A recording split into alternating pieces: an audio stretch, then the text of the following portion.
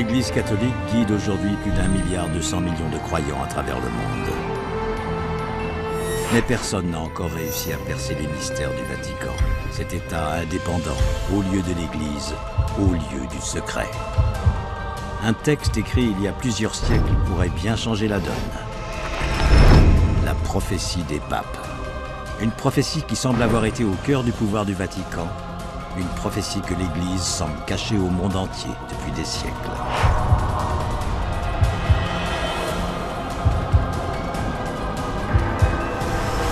Tous ces événements étaient prévus, écrits, annoncés par un certain Malachie d'Arma, l'auteur de cette prophétie. Un texte comprenant 111 devises, la liste de tous les papes du XIIe siècle jusqu'à nos jours. La prophétie est comme un mécanisme lancé, très précis. Plus inquiétant, la liste s'achève par une sentence. Un seul paragraphe annonçant la fin de la papauté, la destruction de Rome et le jugement dernier dans quelques années. Dieu peut faire ce qu'il veut.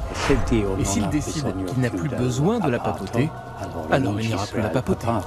Pour Malachie, François est le dernier pape. Il y aura une fin du monde, il y aura donc forcément un dernier pape. Qu'est-ce qui va se passer? Il va se passer l'écroulement de Rome. C'est ça qu'on nous dit. François est-il le dernier pape? Priez pour moi. La fin du monde est-elle annoncée? Ou n'est-ce qu'une prophétie apocalyptique de plus? Tout est sous nos yeux et nous ne voyons rien. Justement, regardons la prophétie des papes en détail, car au cours des siècles, elle aurait fait ses preuves.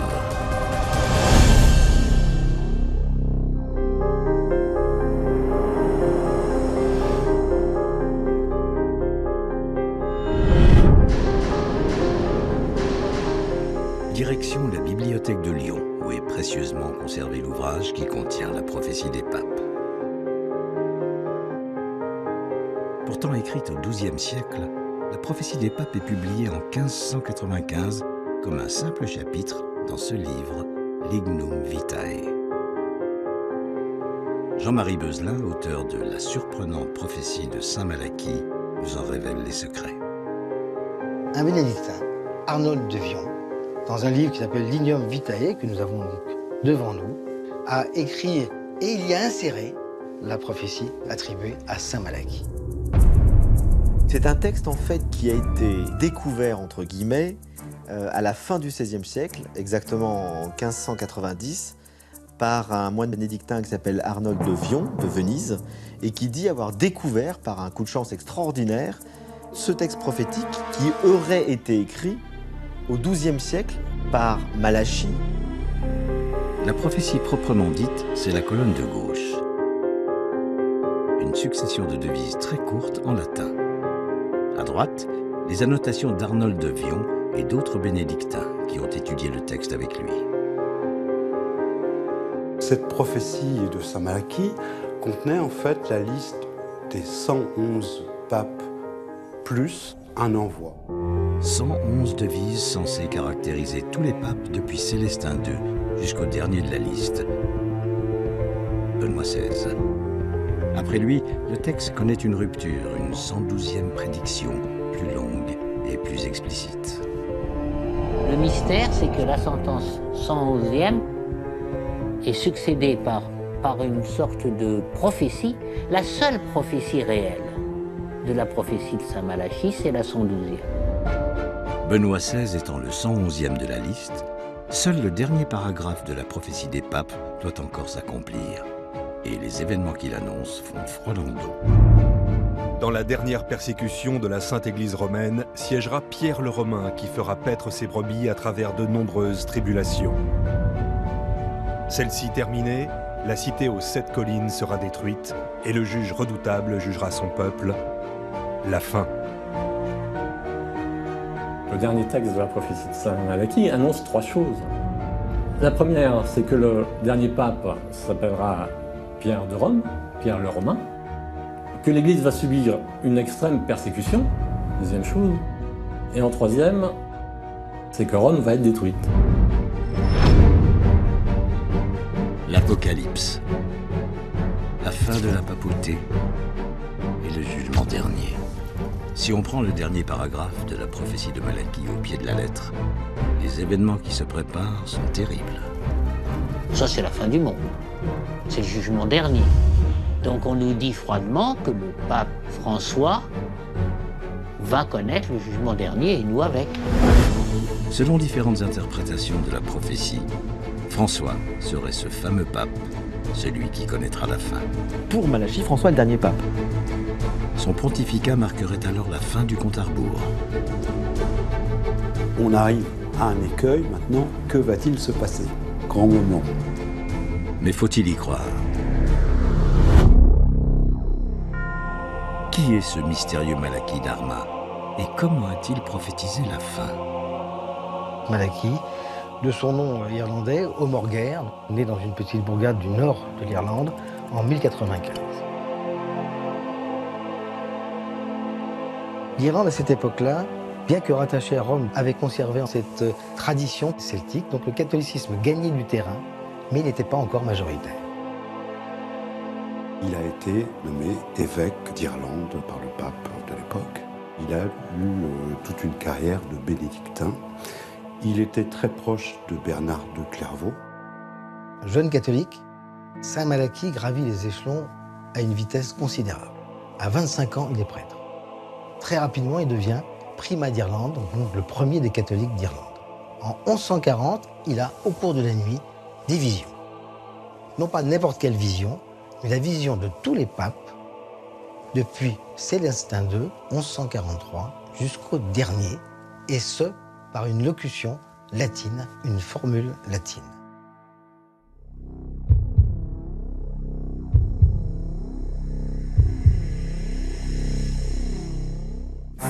Alors pourquoi s'intéresser à un texte obscur qui aurait été écrit par ce moine irlandais du XIIe siècle? En d'autres termes, peut-on faire confiance à Saint Malachie? Saint Malachie, on le dit, ses contemporains le rapportent avec quelques dons de prophétie. Mais dans ces papiers, on n'a jamais retrouvé trace de prophétie. Pour trouver trace des dons prophétiques de Saint Malachie, il faut se rapprocher de sa biographie écrite par son ami Saint Bernard de Clairvaux. Il souligne que Saint Malachie est doué de prévision et qu'il a même prévu sa mort. À des religieux qui lui demandaient où il souhaitait mourir, le moine irlandais répondit à Clairvaux. Et quand? Le jour de la fête des morts, soit le 2 novembre. La même année, en 1148, en route vers Rome, Malachie tomba malade. Il s'arrêta chez son ami Saint Bernard, à Clairvaux, où il mourut le 2 novembre. Mais cela ne suffit pas pour faire de Malachie un grand prophète. Le seul moyen de croire un prophète, c'est qu'il a fait ses preuves avant. Pour cela, replongeons-nous dans la liste des 111 papes que Malachie nous aurait légués. Première devise, Ex Castro Tiberis, du château du Tibre. Célestin II, il est né à Città di Castello, la ville du château, anciennement appelée Tifernum, qui a la même racine que le mot Tibre. Deuxième devise, Inimicius Expulsus. L'ennemi chassé désigne Lucius II, qui a été chassé de Rome par le Sénat, principal ennemi de l'Église à cette époque. Troisième devise, Ex Magnitudine Montis, issu de Montemagno. Avant de devenir pape, Eugène III s'appelait Bernardo Paganelli di Montemagno. Et on pourrait continuer. Toutes les devises font rêver. Et font rêver à partir de symboles de l'intérieur de l'Église. Depuis près de 900 ans, l'histoire de la papauté semble écrite sur ces quelques morceaux de papier. Le moine bénédictin Arnold de Vion aurait découvert et publié un texte prophétique au XVIe siècle. Selon lui, Saint Malachie, un religieux haut gradé, aurait écrit cette prophétie des papes au XIIe siècle. Une prophétie crédible qui se vérifie de conclave en conclave. De quoi attirer l'attention de l'Église à l'époque et d'autant plus aujourd'hui. Alors que la dernière sentence, irrévocable, devrait frapper d'ici peu, comment le Vatican a-t-il pu passer à côté de ce texte? Comment l'Église réagit-elle face à la prédiction de sa propre destruction?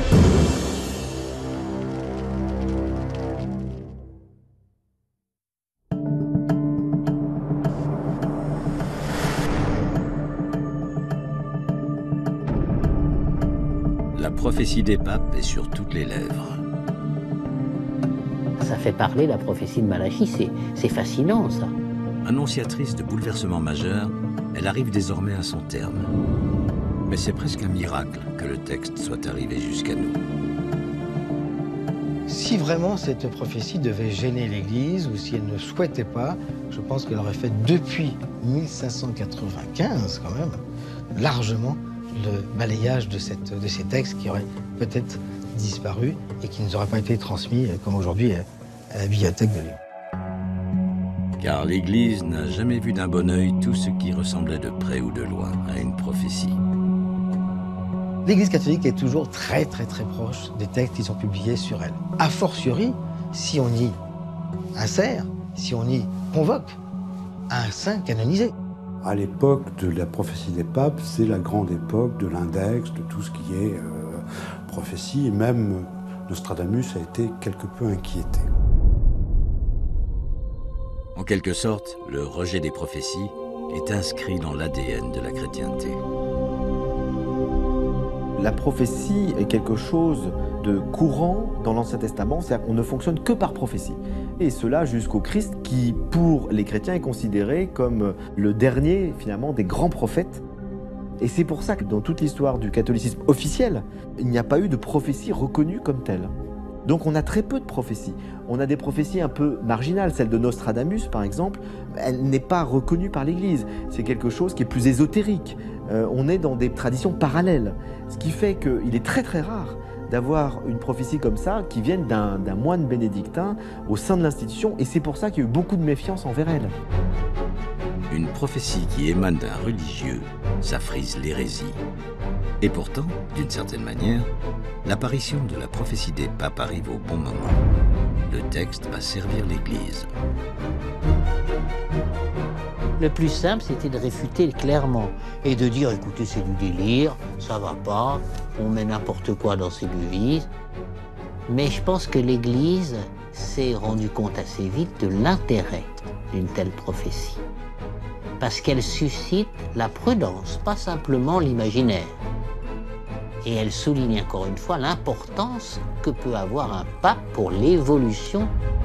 À l'époque où la prophétie des papes apparaît, l'Église s'ouvre un peu, et surtout, elle a besoin d'être rassurante.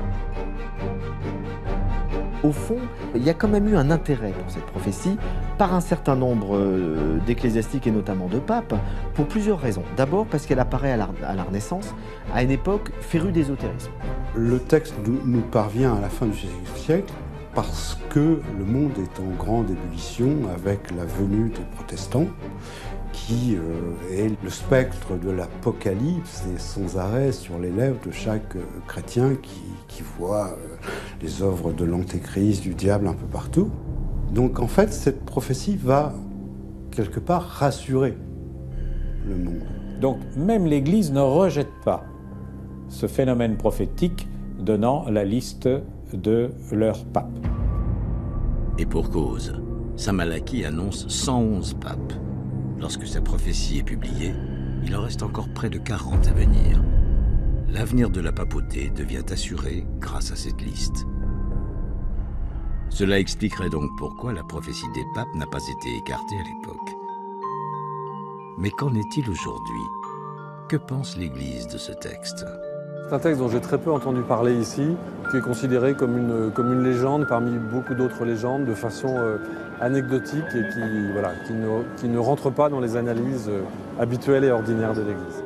Est-ce qu'on parle de ce texte dans l'Église? Pas du tout, pas du tout, du tout. C'est un texte très populaire parce qu'il provoque des fantasmes et des films. Voilà, ça fait rêver, mais c'est un peu n'importe quoi. Condamner un texte, c'est lui donner de la publicité encore plus forte. Donc c'est vraiment pas la peine, quoi. Non, franchement, c'est pas la peine. L'Église n'a pourtant pas hésité à condamner un roman qui n'était certainement pas en manque de notoriété, le célèbre Da Vinci Code de Dan Brown. Un best-seller vendu à plus de 86 millions d'exemplaires et boycotté par les églises du monde entier. On parle du Da Vinci Code, qui a été lu par les millions de lecteurs dans le monde entier. Il faut savoir que le numéro 2 du préfet pour la Congrégation pour la foi, donc l'ex-Inquisition a fait sortir des phrases absolument terribles en disant que aucun catholique dans le monde ne devait lire ni voir le film de Dan Brown, issu du livre de Dan Brown. Alors comment le Vatican, si protocolaire, peut-il encore fermer les yeux sur une prophétie annonçant son propre leader comme étant le dernier? Le Vatican, disons, n'en parle pas officiellement, mais elle est très connue, universellement connue. Le Vatican est trop prudent, comment dire, trop attentif pour se faire officiellement, se faire le porte-voix officiel d'un tel texte.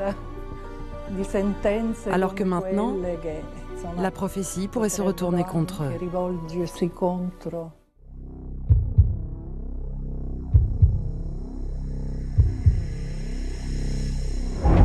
Bien que le Vatican s'en défende, de nombreux dignitaires de Rome, y compris des papes, auraient tenu compte du texte de Malachie. Après, effectivement, je crois que certains papes vont y croire totalement, d'autres pas du tout, pour des raisons de foi personnelles, et certains vont l'utiliser politiquement.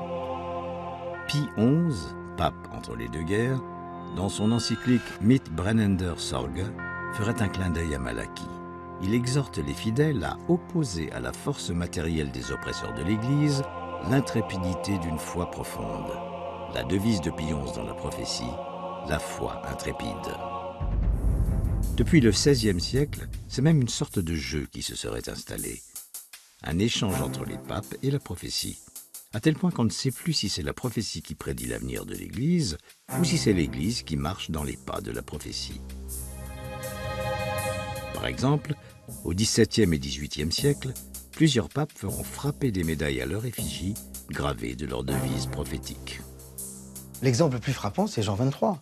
Jean XXIII qui, le jour de son intronisation, va citer son prédécesseur, Pie XII, par la formule, la locution latine de la prophétie de Malachie. Mais aujourd'hui, plus un mot de la part des représentants de l'Église. Le silence n'est pas absence de communication. Le silence même constitue la communication. Le silence. C'est par son biais que l'Église communiquerait sur la prophétie des papes. Ni réfuté ni reconnu, le Vatican conserve le mystère et les fantasmes autour de ces devises qui pourraient tous nous conduire à notre perte. Et si la prophétie des papes pouvait encore servir l'Église? Et si Saint Malachie avait écrit un texte prophétique et politique?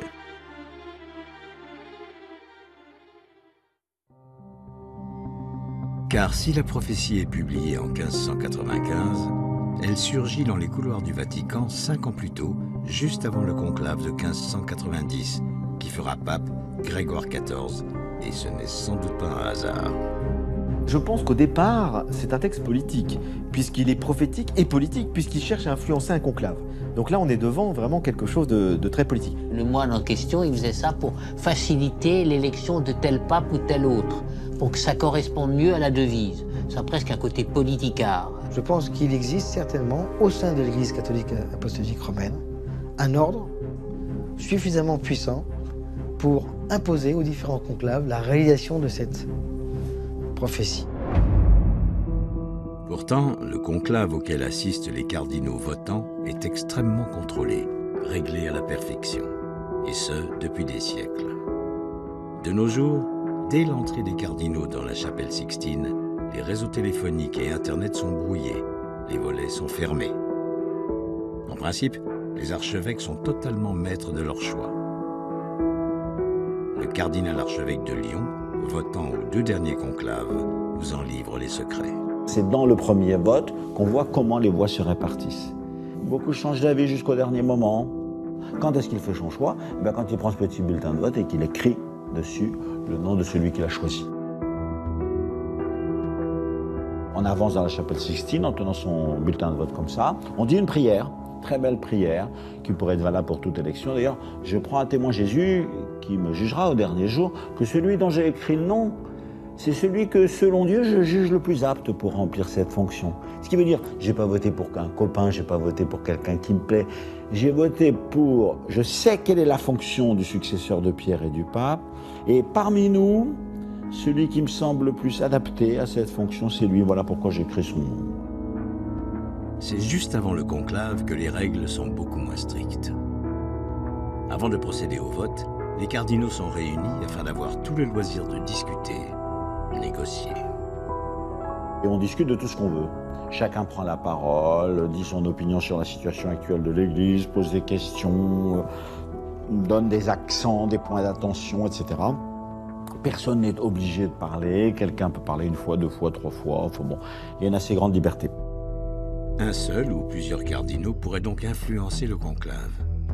Difficile à confirmer, mais bel et bien possible.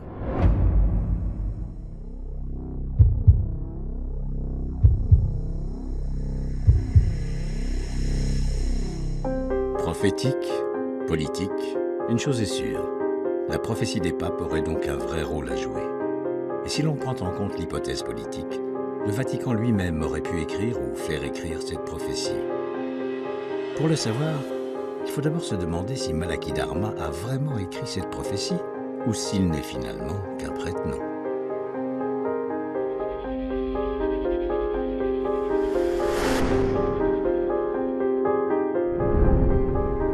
D'abord, la prophétie des papes n'a été découverte que 450 ans après son écriture officielle. Voilà qui a de quoi éveiller les soupçons. À cette époque, conserver un manuscrit jamais publié semblait être de l'ordre du miracle. Ensuite, cette prophétie des papes semble prédire l'avenir de l'Église avec énormément de précision. Trop de précision. Serait-elle trop belle pour être vraie? Ça colle tout à fait bien.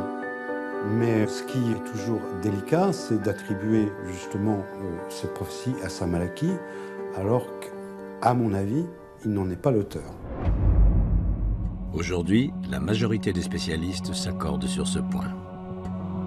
Tout prouve que Malachie n'a jamais fait de prophétie. Je crois que plus personne ne répond malheureusement cette idée que saint Malachie ait écrit lui-même les prophéties de Malachie. Je crois que ça ne tient plus. Effectivement, des faits troublants attesteraient que le véritable auteur de la prophétie des papes n'est pas Malachie. En effet, ce texte prophétique n'aurait pas été écrit au XIIe siècle, mais au moins 400 ans après. Comment le savons-nous? Parce que le véritable auteur de la prophétie des papes était un copieur. L'auteur de la prophétie est fatalement quelqu'un qui a travaillé après l'édition particulière d'un ouvrage sur les papes qui s'appelait Onofrio Panvigno et qu'il a publié en 1557. Un historien italien, Onofrio Panvigno, publie en 1557 un livre intitulé « Brève histoire des souverains pontifes » dans lequel il écrit une fiche biographique de chaque pape. Mais dans son ouvrage, l'historien commet des erreurs. L'auteur fabricant de cette prophétie reprend les mêmes erreurs. Par exemple, dans le livre de Panvigno paru en 1557, le pape Eugène IV est dit appartenir à l'ordre des Célestins, une caractéristique reprise par l'auteur de la prophétie des papes. La devise d'Eugène IV est la louve célestine. Oui, mais voilà, Eugène IV n'était pas célestin, il était augustin. Deuxième exemple, dans la prophétie des papes, la devise attribuée à Jean XXII est du cordonnier d'Ossa. Ce pape est bien né dans la ville d'Ossa, mais Jean XXII n'était pas fils de cordonnier, il était fils de banquier. Une erreur que l'on retrouve encore une fois dans l'ouvrage d'Onofrio Panvigno. À l'école, quand deux élèves font les mêmes erreurs, c'est qu'ils ont copié l'un sur l'autre. L'auteur de la prophétie des papes a copié sur le livre de l'historien italien. Donc on sait pertinemment que cette prophétie a été rédigée après 1557. Mais alors, pourquoi l'auteur n'a-t-il pas signé son texte? Pourquoi l'attribuer à un moine irlandais devenu saint? L'Irlande, c'est le pays un tout petit peu des prophéties, des mystères, presque du côté occulte de l'Église catholique. Elle est attribuée à Malachie, comme le font beaucoup de chrétiens dans l'histoire. On attribue très souvent des évangiles à des gens qui ne les ont pas écrits. Il est possible que Jean n'ait pas été l'auteur du 4e évangile, mais on l'attribue à Jean. C'est valable pour tous les évangiles apocryphes. Lorsqu'on attribue l'évangile de Judas, on sait que cet évangile a été écrit au IIe siècle. Judas était mort depuis longtemps, mais on l'attribue à un personnage célèbre. Donc lorsqu'on veut donner du poids à un texte, on l'attribue à un personnage célèbre d'avant. Donc finalement, il est très probable que ce texte a été inventé au XVIe siècle et attribué à un moine du XIIe siècle pour lui donner beaucoup plus d'autorité. Le texte prend un peu plus de force si vous l'attribuez à Saint-Malachie qu'à Arnold de Vion. Se pourrait-il qu'Arnold de Vion n'ait pas découvert ce texte? Aurait-il pu l'écrire lui-même? Ou l'aurait-il commandé à un autre prophète avant de l'attribuer à un saint irlandais?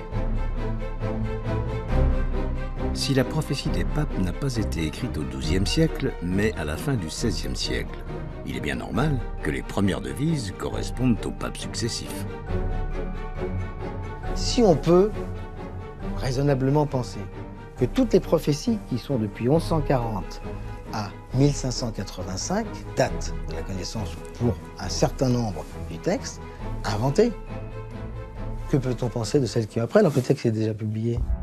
Curieusement, on constate que certaines devises collent très bien avec les papes qui ont suivi au XVIe siècle, XVIIe siècle, et XVIIIe, XIXe, et même XXe. Cela, nous allons le vérifier.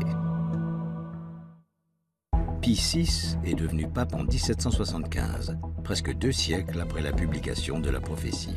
Sa devise dans la prophétie, Peregrinus Apostolicus, le voyageur apostolique. Or, Pie VI a effectué plusieurs voyages à l'étranger. Pas très convaincant, sauf qu'avant lui, aucun pape n'avait plus quitté l'Italie depuis plusieurs siècles. Innocent X a été élu pape en 1644, le 14 septembre, le jour de l'exaltation de la croix. Sa devise, Iucunditas Crucis, la joie de la croix. 100e devise, De Balneis Etruriae, de Balne en Étrurie, désigne Grégoire XVI, qui appartenait à l'ordre des Camaldules, fondé par saint Romuald en Étrurie. Ursus Velox, l'ours véloce, désigne Clément XIV. Sa famille paternelle avait pour symbole un ours en pleine course. Et plus près de nous, la prophétie des papes semble toujours aussi puissante. Par exemple, il y a une devise qui dit de la religion dépeuplée. Et ça correspond à la guerre de 14-18, vous vous rendez compte? Ça, c'est fascinant. Religio Depopulata est la devise attribuée à Benoît XV, pape de 1914 à 1922. En 1914, la Première Guerre mondiale éclate. Elle fera des millions de morts dans toute l'Europe chrétienne. 1922 est l'année de publication du recensement des victimes de la Grande Guerre, officialisant la Religio Depopulata. Dernier exemple, encore plus récent, Jean-Paul Ier, annoncé dans la prophétie des papes par la devise « De mediate lunae » de la moitié de la lune. Son règne, qui est très court, 33 jours, et dont la 7e lune, la lune du milieu, c'est une année de 13 lunes. En astrologie, l'année 1978 comprenait 13 lunes. Et c'est à la moitié de cette année astrologique que Jean-Paul Ier est décédé, ce qui ferait de lui Mediate Lunae. Encore une devise particulièrement troublante, et cette fois avec un argument astrologique. Cela pourrait bien ouvrir une piste pour identifier le véritable auteur de ce texte si obscur.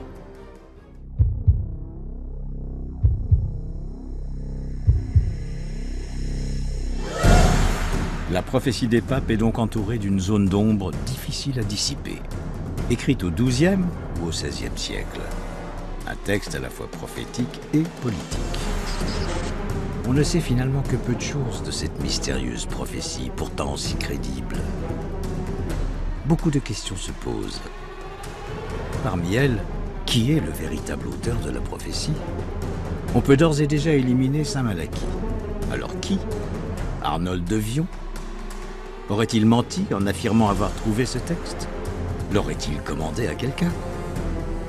Et si c'était l'Église qui avait ordonné l'écriture de cette liste? Qui peut bien avoir écrit la prophétie des papes?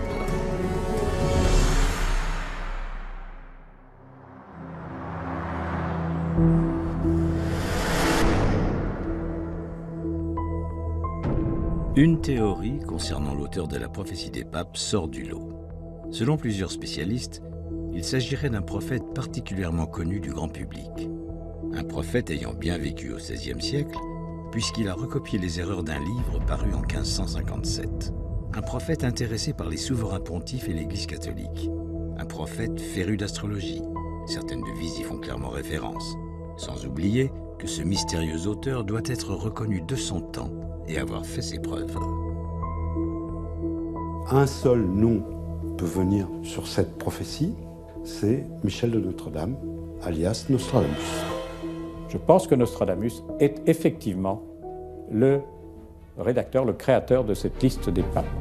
Quelles sont les preuves qui permettraient d'arriver à cette conclusion? Tout d'abord, Arnold de Vion et Nostradamus ont vécu à la même époque, au XVIe siècle. Ils sont nés tous les deux en France, dans le sud. Arnold de Vion aurait donc pu retrouver les écrits de Nostradamus. Sans oublier qu'il est un prophète reconnu, peut-être même le plus célèbre du monde, en dehors de ceux évoqués dans la Bible ou le Coran. Mais au XVIe siècle, le prophète est dans le collimateur de l'Église. Il aurait donc pu écrire la prophétie des papes sans la revendiquer. Autre point fort de la théorie selon laquelle Nostradamus serait l'auteur, ses sujets de prédilection. L'un des sujets principaux des quatrains de Nostradamus, premièrement, c'est les grands des églises, parce qu'il ne parle pas que d'une église, et puis des grands des gouvernements, soit royaume, présidence ou autre. C'est les deux préoccupations qu'on va retrouver chez Nostradamus. Nostradamus est également féru d'astrologie. Nostradamus emploie comme système de datation, en fait, c'est l'astrologie. Il dit lui-même qu'il s'est concentré sur les thèmes astrologiques, sur les figures astrologiques, et qu'il a sorti des prophéties futures. D'autres arguments permettent encore de retomber sur Nostradamus. Passionné de codes, de chiffres, et connu pour jouer avec ses lecteurs. Pour bien comprendre les prophéties, il faut parler un peu de chiffres, puisqu'il y a 111 devises. 111, c'est aussi, par exemple, la décomposition de la lettre Aleph en hébreu.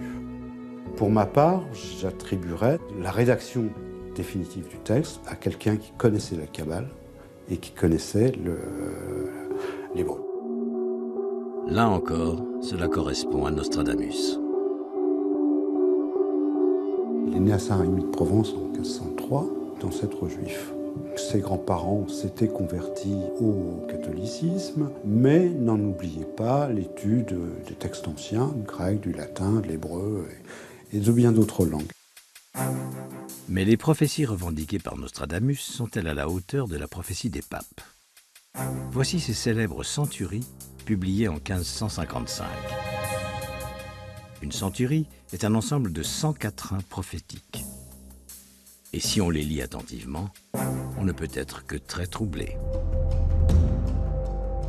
Dans le 20e quatrain de la 9e centurie, Nostradamus évoque un homme venu à Varennes, de nuit, en passant par Voltorte, Herne et la Pierre Blanche.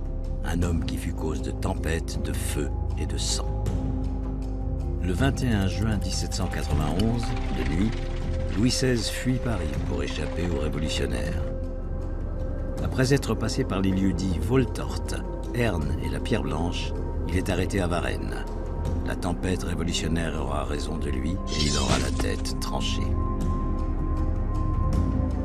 Presque 250 ans avant les événements, ce quatrain de Nostradamus donne les noms de 4 lieux empruntés par Louis XVI cette célèbre nuit.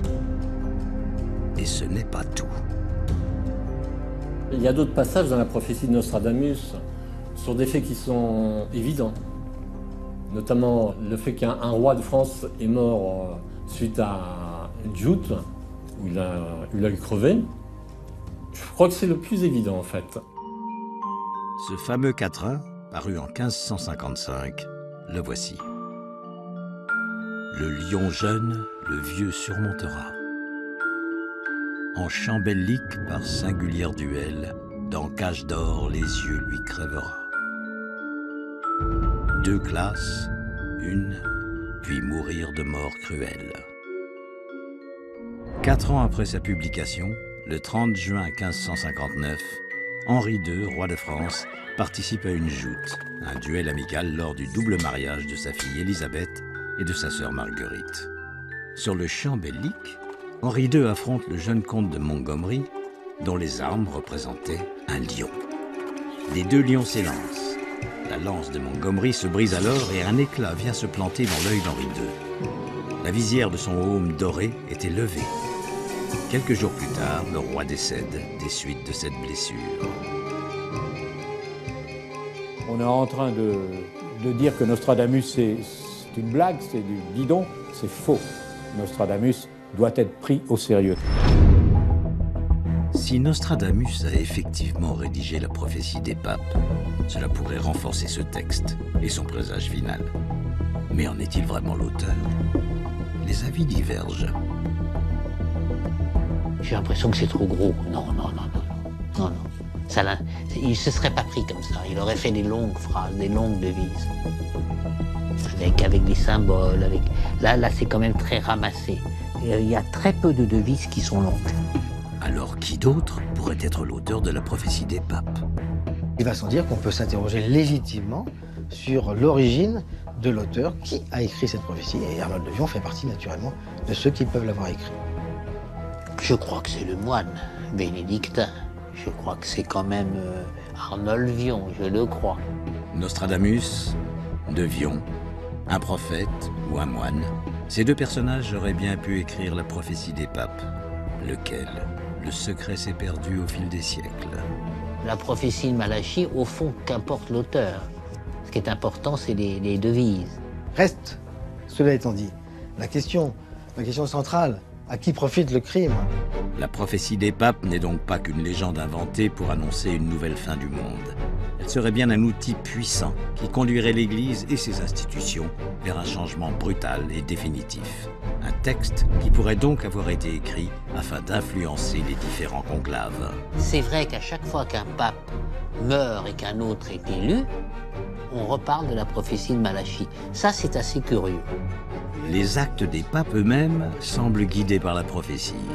On s'aperçoit qu'avec la prophétie de Saint Malachie, de nombreux papes ont utilisé ces devises. En tous les cas, il est un homme du XXe siècle qui est sans aucun doute le plus représentatif de l'application de la prophétie au sein de l'Église. Cet homme, ce pape, se nomme Jean XXIII. Alors que les rumeurs le disent franc-maçon, cet évêque, un illustre inconnu, élu seulement au 3e tour du conclave de 1958, a entrepris le renouveau de l'Église, un renouveau qui s'inscrirait dans l'application funeste du dernier paragraphe de la prophétie. Ce renouveau que nous allons vous raconter se nomme Vatican II. Le pape Jean XXIII, de manière presque prophétique, a voulu le Concile Vatican II et l'a entamé. Vatican II est toujours d'actualité et entraînerait l'Église vers la fin de la papauté. Mais Jean XXIII n'aurait pas seulement mis en application la prophétie des papes, il aurait lui-même été un prophète puissant, reconnu par l'Église. Je crois qu'il était prophète, Jean XXIII. Selon lui, le jugement dernier est imminent. Qui est donc cet homme moderne que même le pape François a souhaité canoniser en urgence à son arrivée?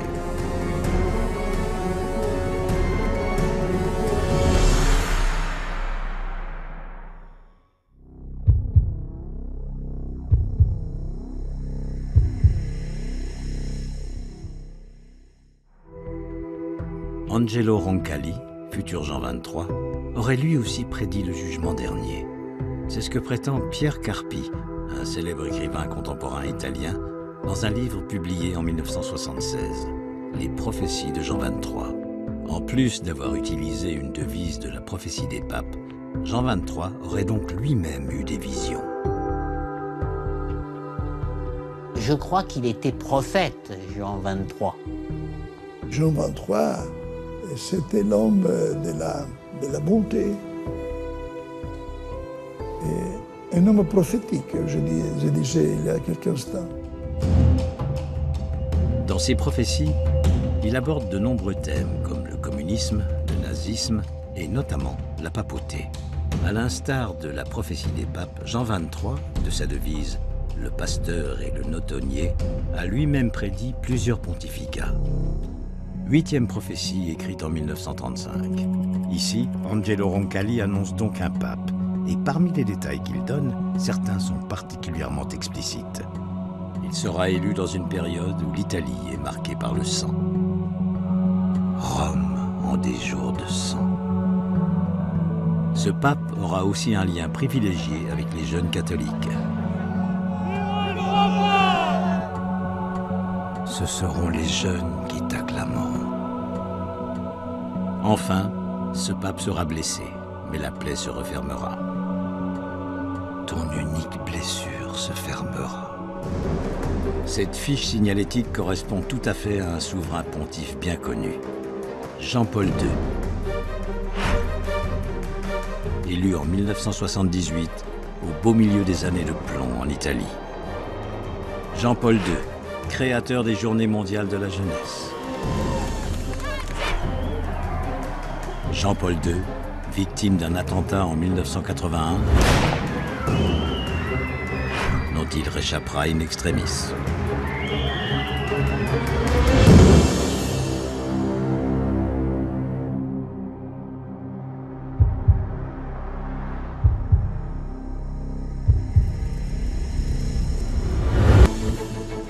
Jean XXIII a donc annoncé le pape Jean-Paul II 43 ans avant son arrivée. Une question de crédibilité se pose sur ces prophéties. Mais alors, que penser de la 28e prophétie de Jean XXIII? L'Apocalypse avec des heures très sombres pour l'Italie et l'Europe tout entière. Jean XXIII y annonce la 3e Italie. Une expression qui peut paraître anodine, mais qui est en fait lourde de sens. Pour le pape Jean XXIII, dans ses prophéties, il annonce la 3e Italie, c'est-à-dire après l'Italie romaine, les républicains romains, après l'Italie catholique, il annonce la 3e Italie, c'est-à-dire une nouvelle Italie, après une période très difficile.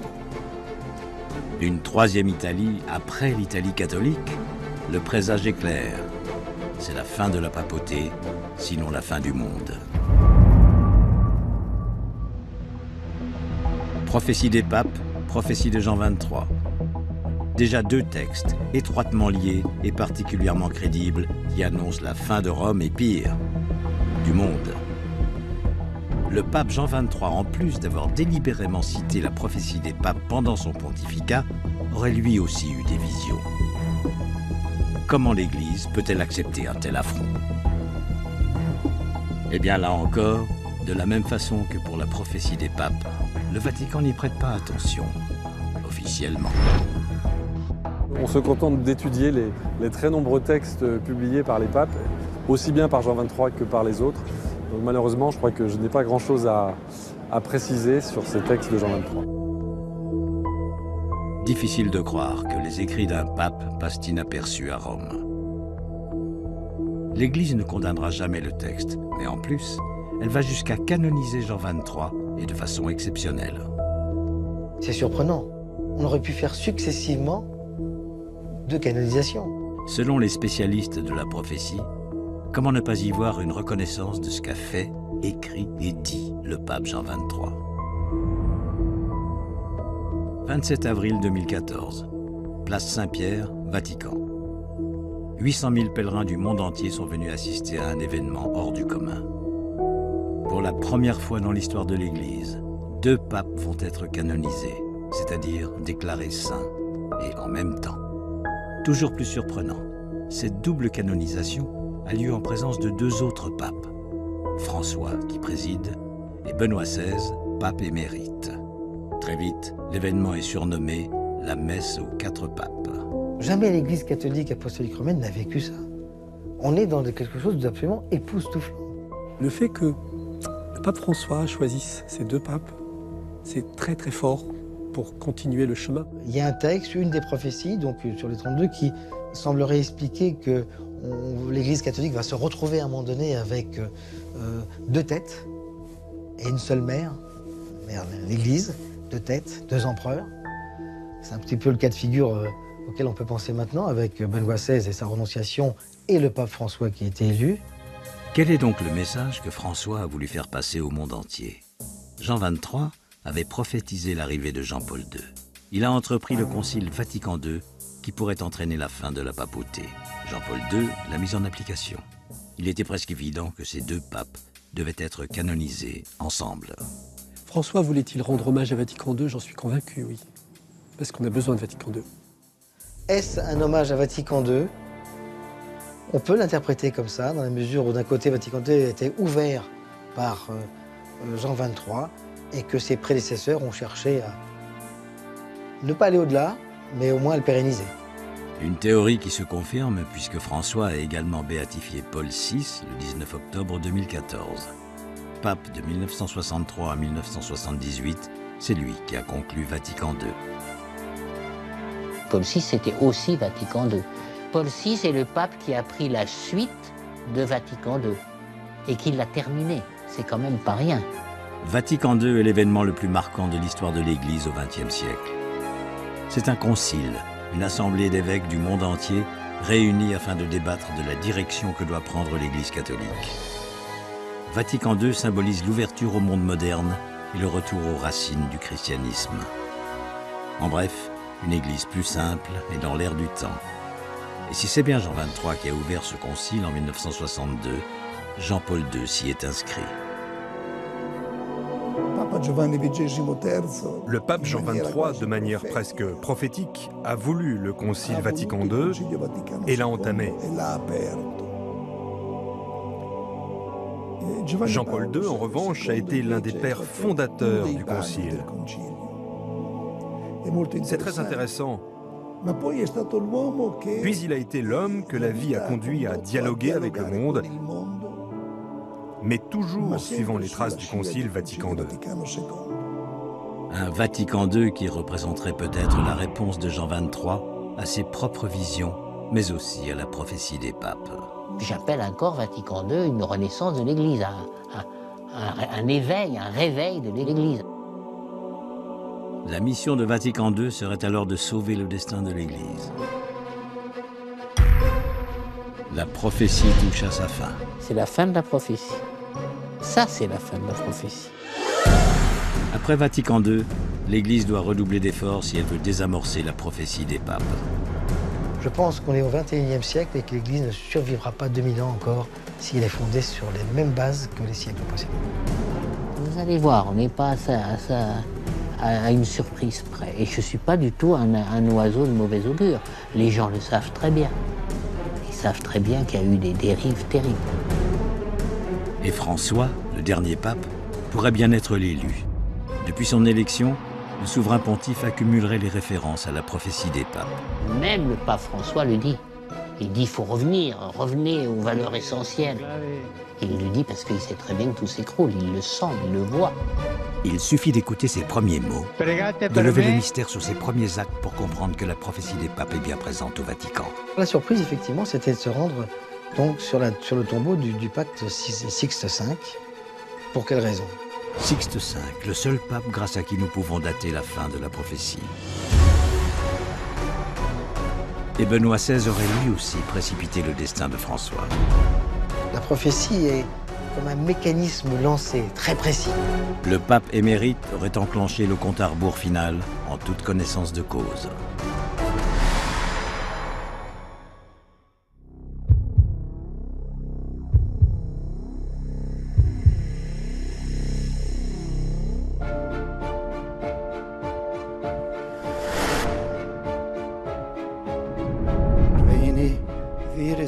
Benoît XVI, désigné par la prophétie des papes comme Gloria Olivae, la gloire de l'olivier, la 111e devise, tient une place capitale dans la liste des derniers papes. Car après lui, plus de devises. Il ne reste que l'envoi final, le dernier paragraphe apocalyptique de la prophétie. Dans la dernière persécution de la Sainte Église romaine siégera Pierre le Romain qui fera paître ses brebis à travers de nombreuses tribulations.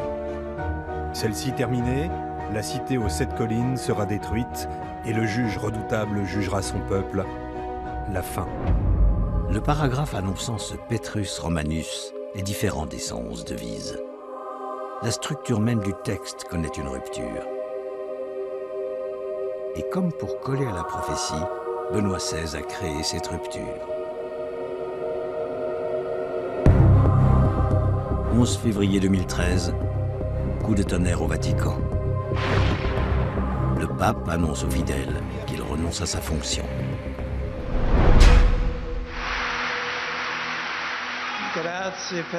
Merci pour votre sympathie. J'ai décidé de renoncer au ministère que le Seigneur m'a confié depuis le 19 avril 2005. C'est assez fascinant. C'est-à-dire qu'il y a 111 devises, on arrive à la 111e, c'est Benoît XVI a priori, et voilà ce brave Benoît XVI qui renonce. Ce serait la 108e, ça m'impressionnerait moins. On dirait, bon, à la limite, ce pape s'est retiré, puis il y en a un autre qui... Bon, tandis que là, c'est à la fin du texte du Lignum Vitae, à la fin, que tout d'un coup, au lieu d'avoir une mort physique, on a quelqu'un qui se retire. Benoît XVI, par sa démission, permettrait à la prophétie d'arriver à son terme. Il entraîne son successeur sur le chemin de l'Apocalypse. 2 mots. Extraordinaire, je détache chacun des syllabes, et ensuite époustouflant.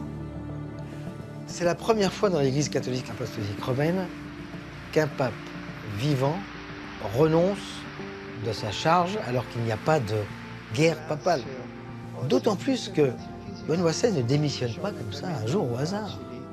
Sa démission n'est pas le jour où il l'annonce, mais qu'elle sera effective le 28 février, jour de la Saint-Romain.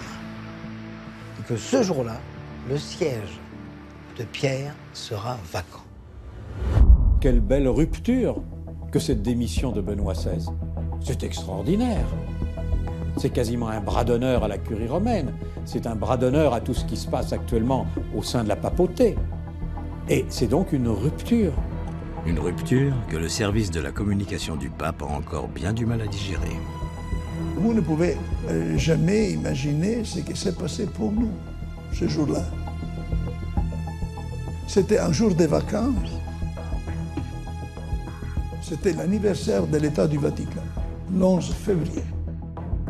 Alors, tous les bureaux étaient fermés, aussi les nôtres ici. Un journaliste m'appelle, il me demande confirmation si vraiment le pape avait démissionné. Et je ne savais rien.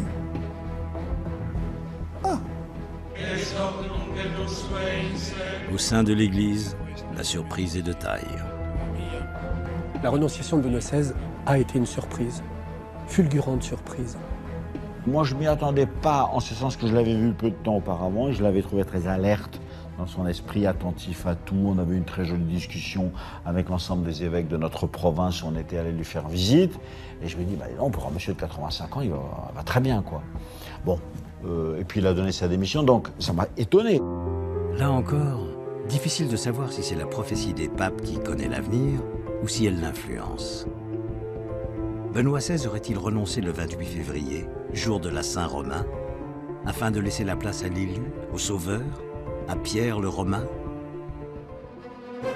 Benoît XVI était-il simplement un pape de transition? Je crois que les cardinaux en conclave qui ont élu le successeur de Jean-Paul II, c'est-à-dire Benoît XVI, ont probablement, je n'en ai pas la preuve bien entendu, mais élu un pape de transition. En fait, je trouve que Benoît XVI, il a parfaitement rempli son rôle de transition après un pape gigantesque. Benoît XVI, un pape de transition? Probablement. Car selon les rumeurs, lors du conclave qu'il a élu en 2005, c'est bien José Mario Bergoglio, soit le futur pape François, qui aurait remporté les suffrages. On dit, mais on n'en a pas la preuve, qu'à ce conclave où Ratzinger a été élu Benoît XVI, déjà, on pensait à Bergoglio et à l'Argentin. Donc c'est des rumeurs, donc c'est des spéculations. Mais je ne sentais peut-être pas prêt. Je crois que le pape François, il tombe bien maintenant. Et je pense que ça aurait été trop rapidement s'il avait été élu peut-être à la place de Benoît XVI. Je crois qu'il y a un temps pour tout. Encore une fois, l'histoire de l'Église semble être écrite depuis des siècles dans la prophétie des papes. La prophétie est comme un mécanisme lancé, très précis. Les conclaves successifs n'ont qu'un seul objectif, c'est de la réaliser d'une manière ou d'une autre. Le pape François, premier jésuite de l'histoire de la papauté, verra-t-il la fin du monde? Sera-t-il le dernier pape?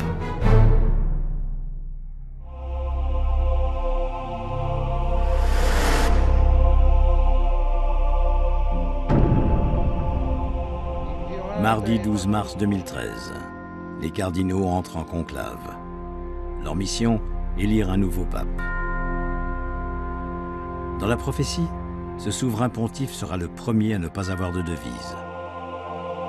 Selon ce texte, l'Église fait donc un grand saut dans l'inconnu. Après 2 jours et autant de fumée noire, ça y est. Une fumée blanche annonce au monde entier que l'Église a à sa tête un nouveau pape.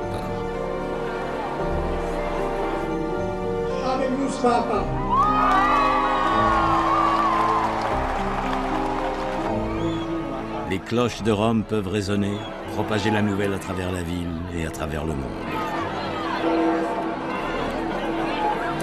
Après 5 tours de scrutin, le cardinal argentin José Mario Bergoglio accède au sommet du Vatican. Sur la place Saint-Pierre, des centaines de milliers de fidèles en liesse découvrent le visage et la voix de leur nouveau guide. Frères et sœurs, bonsoir. Comme semble le prévoir la prophétie, est-il le dernier pape de l'histoire de l'Église catholique? Celui qui connaîtra la destruction de Rome. Prions pour tout le monde, parce que nous sommes une grande fraternité. François est-il conscient et préparé devant la terrible sentence de la prophétie des papes? Certains éléments laissent penser que ce serait le cas. Des éléments troublants.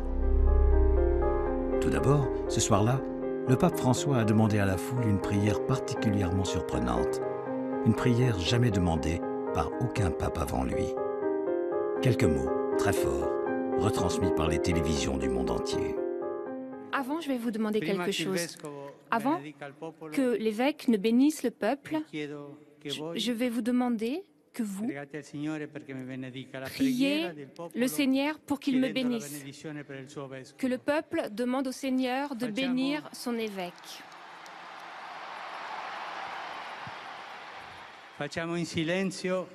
Taisons-nous un instant. Faisons cette prière en silence avec moi. Une demande qu'il a également formulée sur Twitter. Mais surtout une requête qui a agité la toile et remis la prophétie des papes sur le devant de la scène. La première chose qu'il a demandé à la foule, priez pour moi. J'aurais pas pensé qu'il allait prier pour nous, dans le monde de chaos dans lequel on est. Non, c'est prier pour moi. On peut penser qu'il a conscience de la charge terrible qui lui a été échue. Et on peut penser qu'effectivement qu'il s'inquiète de la prophétie parce que à chaque conclave, la prophétie est vérifiée. Bien que cette phrase soit soumise à différentes interprétations, cela reste troublant. Deuxième élément, le pape François n'a pas un profil habituel. Est-ce un hasard s'il est le premier jésuite élu à la tête de l'Église? Le nouveau pontife semble être armé pour accomplir la prophétie. Les jésuites sont connus pour leur austérité, bien loin de l'image clinquante et opulente donnée par le Vatican. D'emblée, par le choix de son nom, le pape fraîchement élu semble vouloir remettre l'Église dans le droit chemin. Francesco è l'uomo della pace. François est l'homme de la paix. Et c'est ainsi qu'est entré ce nom dans mon cœur. François d'Assise. C'est pour moi l'homme de la pauvreté, l'homme de la paix, l'homme qui est le gardien de la création. En ce moment même, nous avons une relation avec la création pas vraiment excellente, non? Et l'homme qui nous donne cet esprit de paix, l'homme pauvre. Comme j'aimerais une église pauvre pour les pauvres. Un pape humble, qui lave les pieds de prisonniers, qui refuse de loger dans l'appartement pontifical, qui porte une tenue plus sobre que ses prédécesseurs. Les premiers messages envoyés par le nouveau pape sont clairs. Il va y avoir du changement à Rome. Le faste extrême du Vatican vit peut-être ses derniers instants. Et si l'on en croit la prophétie, ces changements brutaux pourraient aller jusqu'à la fonction suprême elle-même. Ainsi, les premiers mots du pape François pourraient s'inscrire dans la droite ligne de la prophétie des papes. Il s'est présenté comme l'évêque de Rome. La première chose qu'il a dit sur le balcon de la place Saint-Pierre, « Je suis l'évêque de Rome ». Ce qui est vrai d'ailleurs, puisque le pape, avant d'être le pape, il est l'évêque de Rome. Mais c'est étonnant que ce soit la première chose qu'il ait dit. Donc certains ont relevé en disant, ben voilà, c'est une manière de se relier effectivement à la prophétie de Malachie, qui est manifester le caractère essentiellement romain du pape. Même le pape François le dit. Il dit, il faut revenez aux valeurs essentielles. Il le dit parce qu'il sait très bien que tout s'écroule, il le sent, il le voit. Le troisième élément qui ferait de François le dernier maillon de la prophétie est un acte éminemment parlant, sa première visite officielle. Jeudi 14 mars 2014, basilique Sainte-Marie Majeure. C'est ce lieu que le pape François a choisi pour sa première visite. Officiellement, le nouveau souverain pontife est venu prier la Vierge. Effectivement, la basilique est dédiée à la Vierge et François se recueille quelques minutes devant une icône de la mère du Christ.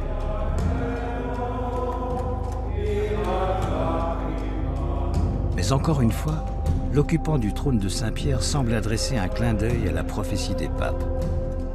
Car après avoir prié la Vierge, c'est dans une autre chapelle de la basilique qu'il se dirige. Le pape François s'agenouille alors ici, face à un mystérieux tombeau. Alors la surprise, effectivement, c'était de se rendre donc sur le tombeau du pape Sixte V. Le pape, qui permet de dater la prophétie, repose là, juste devant François. La devise attribuée à Sixte V est « Axis in medietate signi », l'axe au milieu du signe. Le mot « signe » désignant souvent une prophétie, le pontificat de Sixte V se situe à mi-chemin de la prophétie des papes.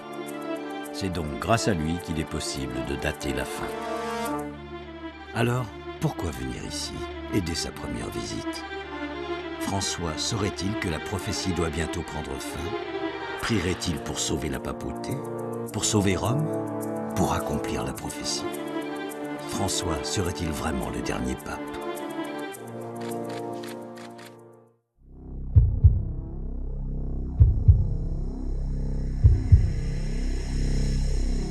Car selon une tradition orale parvenue jusqu'à nous, le texte publié en 1595 serait incomplet. Il manquerait une devise. Il n'y a pas que le texte de la prophétie des papes qui soit arrivé jusqu'à nous. Au travers des siècles, une tradition orale dit qu'il y a une devise supplémentaire. Selon cette transmission orale, Saint Malachie, de retour à Rome, et suivant sa vision et son inspiration, a ajouté un dernier pape, que le texte appelle Caput Nigrum. Ça, c'est ce qui est arrivé jusqu'à nous.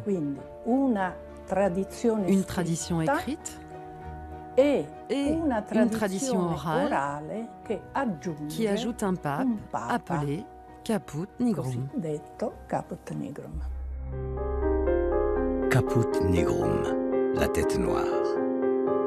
Selon cette tradition orale, la devise Caput Nigrum prenait place entre Gloria Olivae, soit Benoît XVI, et l'envoi final du texte. Dans ce cas, François serait ce fameux Caput Nigrum. Un pape noir qu'évoque aussi Nostradamus dans ses célèbres centuries. Dans de nombreux quatrains, c'est Rome et l'Italie qui sont visés. Et un quatrain, le 25e de la 6e centurie, évoque un personnage étrange qui doit combattre l'Antéchrist. Dans des temps troublés de l'Église, un jeune noir rouge prendra la hiérarchie. Un rouge, chez Nostradamus, c'est un cardinal. Un noir, un jésuite. S'il prend la hiérarchie, c'est qu'il devient pape. Il prophétise donc l'émergence d'un pape noir dans un contexte apocalyptique. François, le seul jésuite présent au conclave. François serait donc bel et bien ce pape noir dont tout le monde parle. Alors est-il le dernier ou l'avant-dernier pape? Caput Nigrum? Qui a été élu? Un jésuite. Or, le pape des jésuites, c'est un général, c'est ce qu'on appelle le pape noir. Le général des jésuites, c'est un pape noir. Donc, il y a une certaine, pour ceux qui s'y intéressent, occurrence. Et comme l'Église est peu avare d'occurrences qui n'ont pas de sens, il faut bien s'y intéresser. Ou Petrus Romanus. On pourrait raisonnablement penser, ce ne serait pas irraisonnable de le penser, que François puisse être ce Pierre le Romain. Doit-on croire en l'existence de cette devise manquante? Une chose est sûre, le fait que François soit un jésuite est l'élément clé qui fait de lui le candidat idéal pour désamorcer ou accomplir la prophétie. C'est un homme de discernement, il a une clairvoyance très grande, il a une exigence envers lui-même et une bonté équivalente à son exigence. C'est un pape qui se contente pas de parler, c'est un pape qui agit. Tout laisse à penser que François est considéré comme le sauveur. Mais comment en être certain? Observons une fois de plus les faits. François a engagé des réformes spectaculaires. Médias, finances, curie, tout est passé au crible. En fait, il est très réformateur avec l'air de ne pas y toucher, mais moi je dirais pas réformateur, je dirais réorganisateur. Et la réforme la plus significative est celle de la curie. Le pape François a nommé 8 cardinaux afin de l'aider à accomplir sa mission, le G8. Le système actuel du Vatican est un système complètement pyramidal, qui est héritier de l'histoire. Il n'a pas toujours été comme ça, mais ça fait quand même quelques siècles qu'il fonctionne comme ça. Donc c'est une monarchie absolue. Donc il n'y a pas de contre-pouvoir, pratiquement. Et il veut clairement changer ça. Et c'est dans l'esprit de la prophétie des papes que François aurait renoncé à sa toute-puissance. Il n'y a plus de parole infaillible. Quand vous avez 8 personnes qui représentent les 8 régions du monde, la parole que vous dites n'est plus une parole de roi ou de pape, c'est une parole partagée. C'est l'arrivée d'une certaine presque démocratie à l'intérieur du Vatican. Ça, c'est la fin du Vatican. François engagerait-il ces réformes afin de sauver l'Église de son triste sort ou voudrait-il accomplir la prophétie? Est-il l'un des derniers papes? Pour répondre à cette question, si au Vatican il n'est pas facile de faire parler les hommes, on peut tenter de faire parler la pierre. Rome, basilique Saint-Paul hors les murs. Une des 4 basiliques majeures de la ville aux 7 collines. Il y a plus de 1500 ans, ce site abritait déjà un édifice chrétien. C'est là que l'apôtre Saint Paul est enterré. Mais c'est aussi un rite très symbolique pour le Vatican. À l'intérieur de l'édifice, une frise représente tous les papes de l'histoire, depuis Saint-Pierre jusqu'à nos jours. Dans des médaillons dorés, un portrait en mosaïque représente chaque souverain pontife et les dates de son pontificat. L'abbé Edmund Power, en charge de cette basilique, a bien voulu nous en parler. À l'intérieur de la basilique Saint-Paul, nous avons une série de médaillons ou ronds en mosaïque pour tous les papes de l'histoire. Le premier est celui de Saint-Pierre, Et le dernier, tout naturellement, celui de François. Et comme le pape François est le souverain pontife actuel, son médaillon est éclairé par une lumière. Le portrait le plus récent est donc celui de François. Et l'Église, sans suivre à la lettre la prophétie des papes, a peut-être déjà prévu une fin de la papauté. On dit que lorsque toutes les places seront prises, ce sera la fin du monde.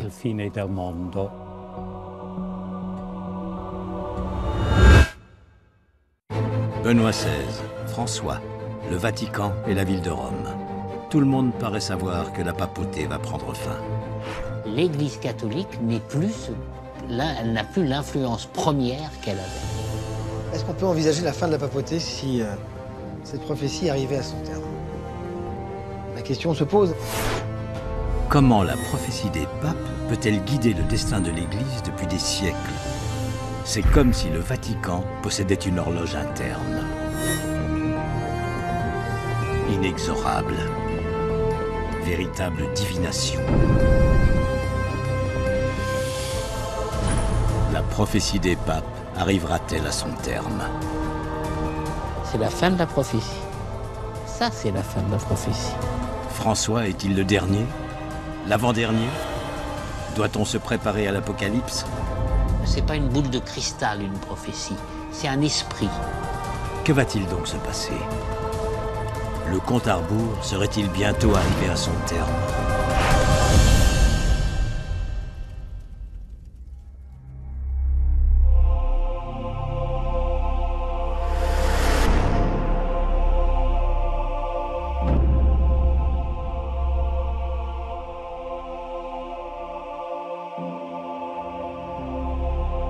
La prophétie des papes est un texte aride, une succession de petites sentences. Pas de nom, pas de chiffres, pas de date. Les textes prophétiques sont cryptés et décryptables. Au moment voulu, c'est ça qui est absolument ahurissant. Et la prophétie des papes semble ne pas échapper à cette règle. C'est l'avis de plusieurs spécialistes. Il y a un passage dans la prophétie de Saint Malachie qui signe en fin de compte le milieu de la prophétie. Ce passage, c'est la devise Axis in medietate signi, l'axe au milieu du signe, attribué à Sixte V. La première devise de la prophétie des papes correspond à Célestin II, élu en 1143. Sixte V accède au trône de Saint-Pierre en 1585, soit 442 ans après. S'il marque le milieu de la prophétie, celle-ci doit prendre fin 442 ans plus tard, en 2027.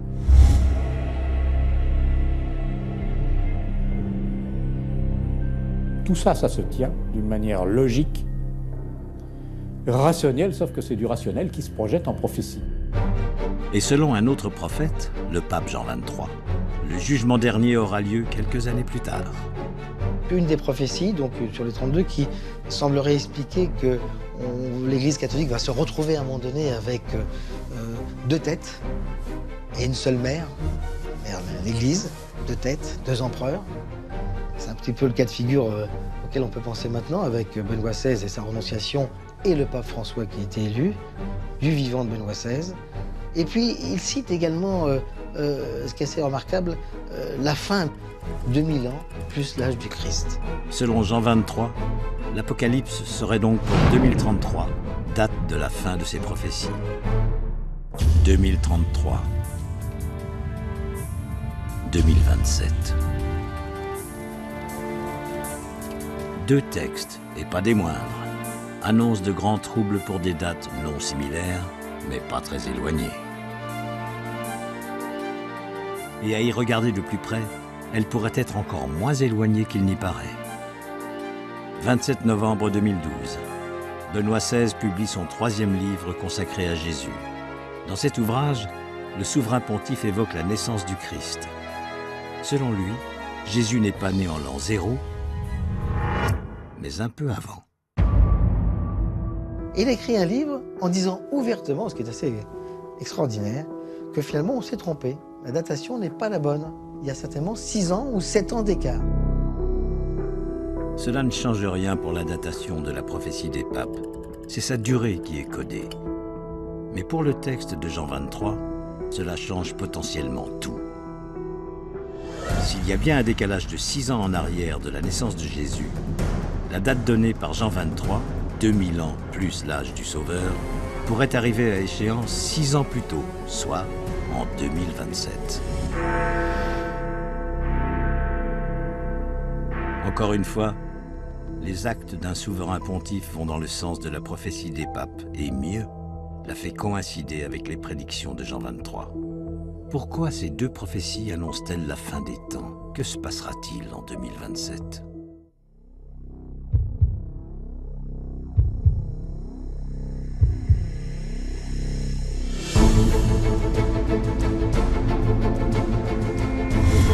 La prophétie des papes et Jean 23 annonce le jugement dernier. L'Apocalypse, la fin de Rome. Mais doit-on vraiment prendre cette menace au sérieux? Naturellement, là nous sommes confrontés à un problème d'interprétation. De toute façon, on est à la fin. Maintenant, que veut dire l'Apocalypse et que veut dire l'écroulement de Rome? Ça, c'est un mystère. Première hypothèse, la fin de la papauté. La prophétie de Malachie, elle dit que la papauté peut se terminer. Ça, je le crois. Dans ce cas, le plus probable serait que le pape redevienne un simple évêque de Rome. Vous savez que le devoir du conclave est de donner un évêque à Rome. Car au départ, celui qui occupait le trône de Saint-Pierre n'était que l'évêque de Rome, et les chrétiens étaient unis. Peut-être que le principal obstacle à l'œcuménisme, c'est le pape. Et si la prophétie des papes ne prédisait que la fin de la toute-puissance de Rome sur l'Église?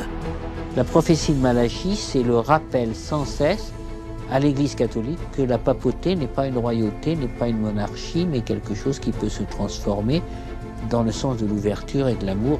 Et si Petrus Romanus, Pierre de Rome, était la pierre sur laquelle une nouvelle Église sera bâtie? Le prochain pape, en fait, qui est nommé dans la prophétie de Saint Malachie, Petrus Romanus, Pierre le Romain, en fait, son œuvre principale, ça sera certainement de réconcilier les églises. Un futur bien idéal face à une prophétie si funeste. Deuxième hypothèse, l'Apocalypse. Une catastrophe de ce genre, au sein de l'humanité ou au sein tout simplement de l'Église catholique, c'est le prochain pape qui va le vivre. On ne peut occulter l'inquiétante conjonction des dates annoncées de cette catastrophe. 2027, la fin, selon la prophétie des papes. 2027, le jugement dernier. Et si les deux hypothèses étaient exactes? Et si la fin de la papauté coïncidait avec la fin des temps? Nous le saurons en 2027, date à laquelle s'accomplira peut-être la prophétie des papes.